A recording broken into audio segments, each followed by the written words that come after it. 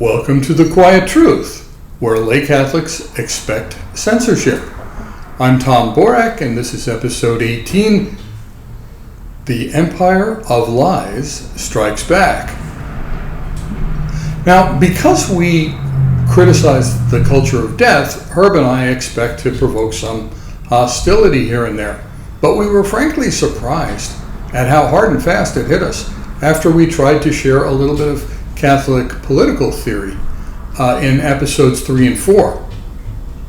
Just a few hours after the last upload, we were banned as hate speech by the largest video server on the internet, and about the same time, our message was banned in over a dozen countries.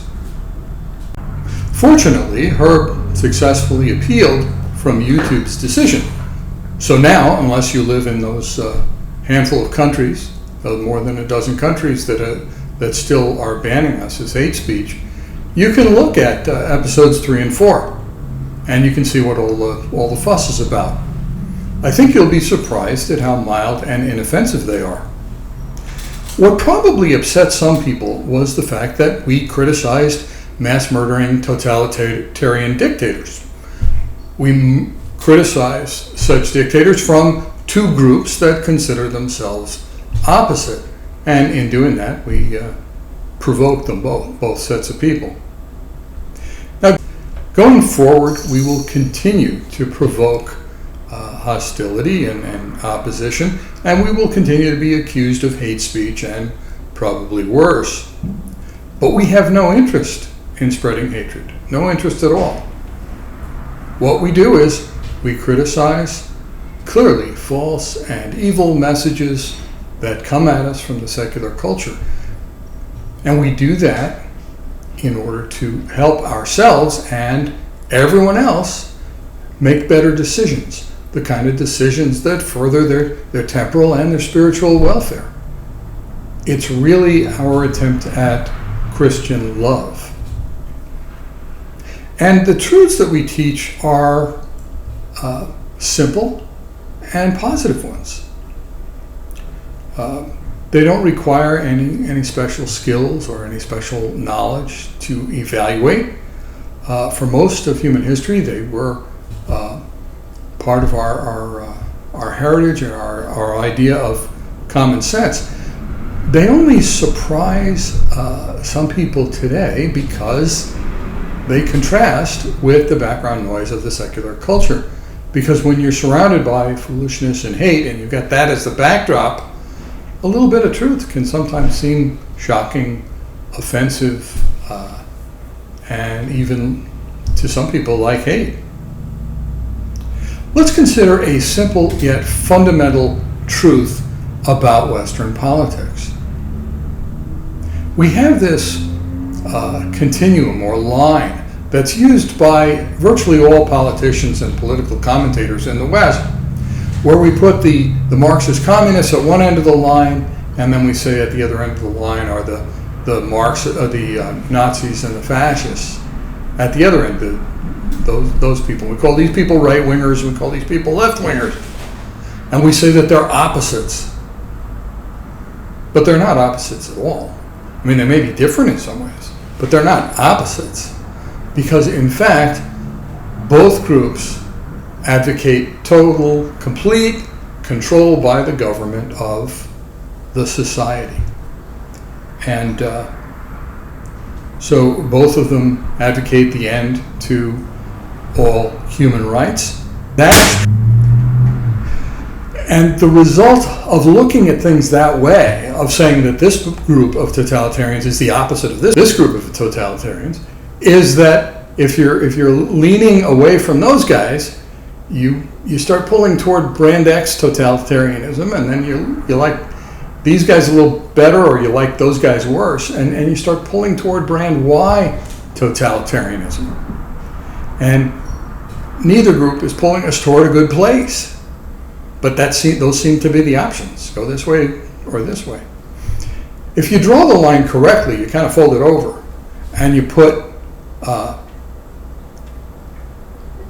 maybe non-government over here, zero government, not a very good option, but you put it on the line to show what the extreme position would be. And then at the other end, you've got the totalitarian ideologies and how much government power they want to produce. And then you can see that where you want to be is somewhere in that great gulf in the middle, trying to find out what works best. When you're trying to figure out what works best here, that extreme, zero government power, well, you want to stay away from that because you need some kind of regulation for your society. And absolute government power, totalitarian dictatorship power, on that end, you want to stay away from that. So you want to see how you can strike the balance.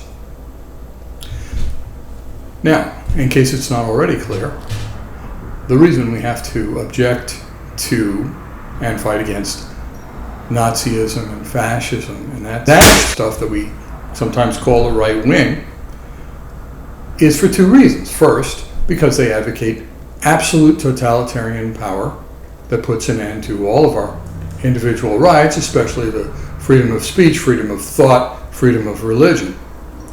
And secondly, because those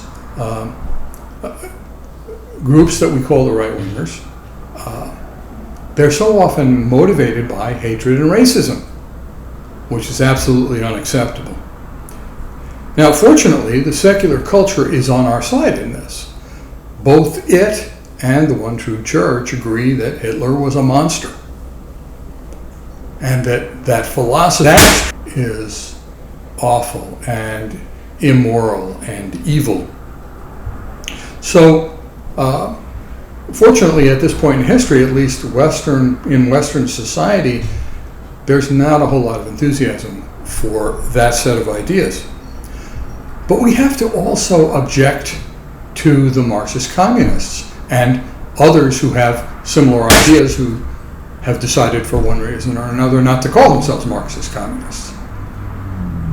But this set of ideas has to be rejected, first because it advocates absolute totalitarian power that squashes all of our individual rights, including the right to free speech and freedom of religion. But secondly, because the economic system advocated by the Marxists and their sympathizers are so clearly unworkable that selling them is essentially as a scam. Now, unfortunately, the secular culture tolerates these people. Although they're considered extremists by a lot of people, they're welcome in the Democratic Party, and they're celebrated and embraced by major colleges and universities where they hold tenured faculty positions and have for decades. So their work is frequently published in scholarly journals, and they've mentored generations of students. Because their ideas are now so widely accepted, even by well-meaning non-Marxists, including well-meaning non-Marxist Catholics, that Herb and I have to expose the scam. Let us begin. Karl Marx was a hardworking, well-read intellectual who lived between 1818 and 1883. And he did a lot of good, solid economic analysis showing the way in which society had evolved economically over millennia to try to have different systems of economy, until finally they arrived at feudalism, and feudalism, because of the efficiencies of capitalism, sort of withered away as capitalism took over, because that's the way it works. When your economic system is more effective, people gravitate toward that. Just like if you have an invention that makes life easier and less expensive, people start doing things that way. So he had a lot of this decent scholarship that he did, and he also had a social conscience. He was concerned about some of the abuses that were heaped on the working class during the time in which he was writing, which was the early Industrial Revolution. And these were, nasty abusives, and he described them accurately, and he wanted to do something about them. He also wrote just a few pages that you can pull from his various works and these pages were a little less careful, a little less accurate, and really not very well thought out at all. I call these writings his little golden book. They have supplied the basis for the Marxist agenda for over a century. They've been thoroughly analyzed, and they make no sense. And they've been tested continuously since 1918, and they do not work. Marxist government is inevitably tyrannical, and Marxist economies are inevitably stagnant pools of despair. More on this in our next episode, The Little Golden Book of Stupid. Thank you for your kind attention.